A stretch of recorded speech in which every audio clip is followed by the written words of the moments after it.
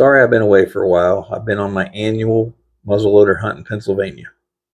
I got some good footage. Might take a while to get the videos out because my job consumes most of my time.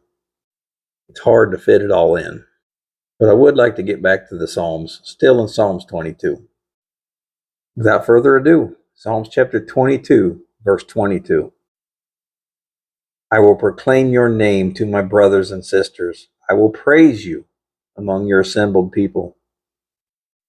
Now, when it says here, I will proclaim your name to my brothers and sisters, in other translations, it says brethren, which I find very interesting, because if we look in Matthew chapter 25, verses 44 and 45, Jesus uses the same term for brethren.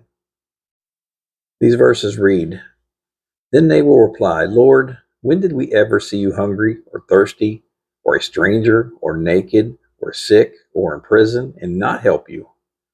And he will answer, I tell you the truth, when you refused to help the least of these, my brothers and sisters, brethren, you were refusing to help me.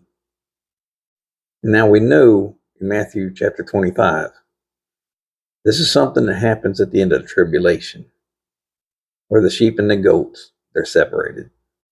The sheep seem to be those who helped, protected, and aided the brothers and sisters of Christ. This whole sheep and goat thing happens when Jesus comes back and sets up his glorious throne. In the verse 32 of chapter 25, it says that all nations will be gathered to him in his presence. That'll be all the people that remain. And Jesus will separate them, like a shepherd that separates the sheep and the goats. The sheep on the right will be allowed to enter the millennial kingdom. And of course, he said to the sheep the same thing. I tell you the truth, whenever you do this to the least of these, my brothers and sisters, the brethren, you do it unto me. And of course, we know that the goats on the left will not be allowed to enter into the millennial kingdom, because they did not do this to the least of these, his brothers and sisters, his brethren.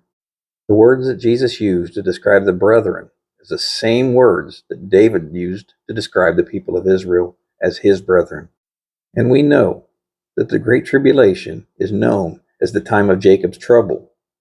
It is the 70th week of Daniel, determined for his people Israel.